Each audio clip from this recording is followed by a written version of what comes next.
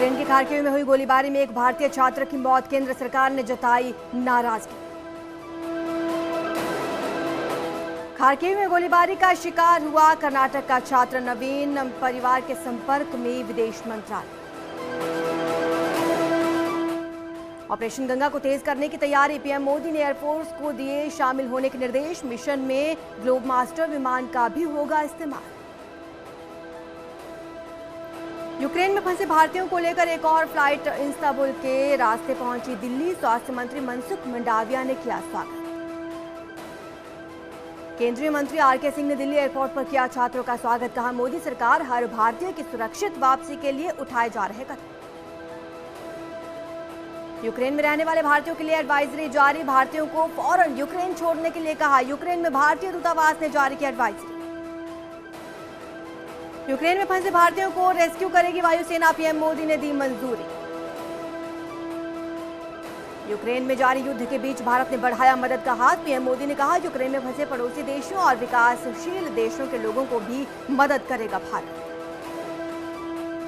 Ukraine पर PM Modi ने दिल्ली में की बड़ी बैठक, ऑपरेशन गंगा के प्रधानमंत्री ने की समीक्षा। हर भारतीय को जल्द से जल्द स्वदेश लाने को लेकर बनी रणनीति।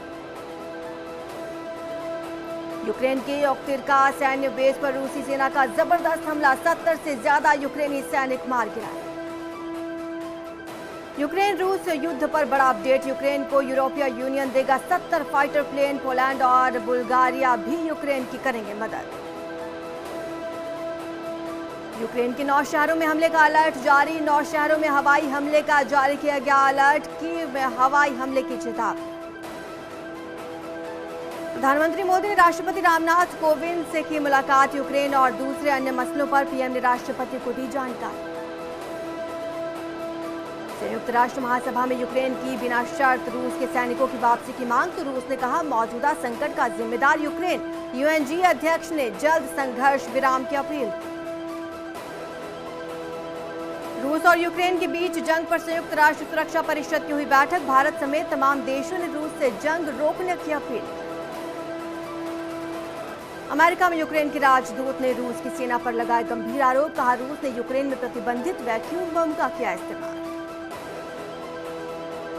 रूस यूक्रेन जंग से यूरोपीय देशों में बढ़ा शरणार्थियों का संकट, अब तक 5 लाख लोगों ने छोड़ा देश। यूक्रेन से सकुशल लौटकर खुश नजर आए भारतीय छात्र, न्यूज 18 पर बताई आप बीती, भारत सरकार का जताया आभार।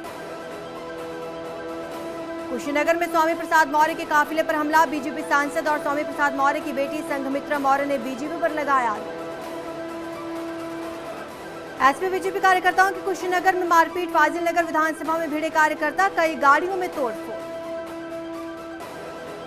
मिर्जापुर में मायावती का संबोधन, बीएसपी प्रत्याशी के पक्ष में की वोट अपील, विपक्ष पर जमकर साधा निशान।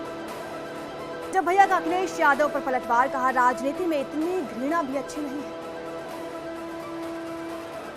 कांग्रेस नेता राहुल गांधी का ट्वीट, महंगाई को लेकर सरकार पर साधा निशाना, का एलपीजी के दाम एक बार फिर बढ़े, सरकार को जनता की तकलीफों से कोई लेना देना नहीं।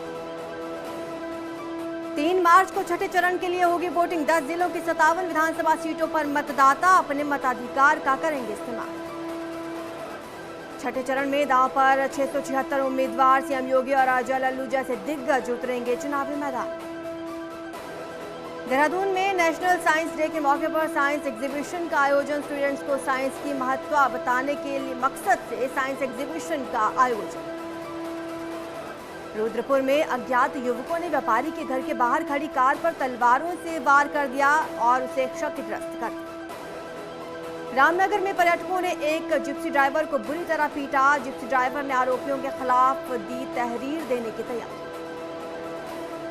अल्मोड़ा में विद्युत विभाग ने सभी विभागों को 15 मार्च तक बिल जमा करने के दिए निर्देश, सरकारी विभागों से ही करनी है 15 करोड़ की वसूली। मेडिकल कॉलेज सहित जिले के अस्पतालों ने डॉक्टर्स की कमी से मरीज परेशान, डॉक्टर्स के नहीं आने से मरीजों को लौटना पड़ रहा वापस। गंग नहर के घाटों पर डूबने की लगातार हो रही घटनाओं को देखते हुए पुलिस सीसीटीवी कैमरों से रख रही नजर, गंग नहर के घाटों पर निगरानी के लिए लगाए गए 5 सीसीटीवी कैमरे।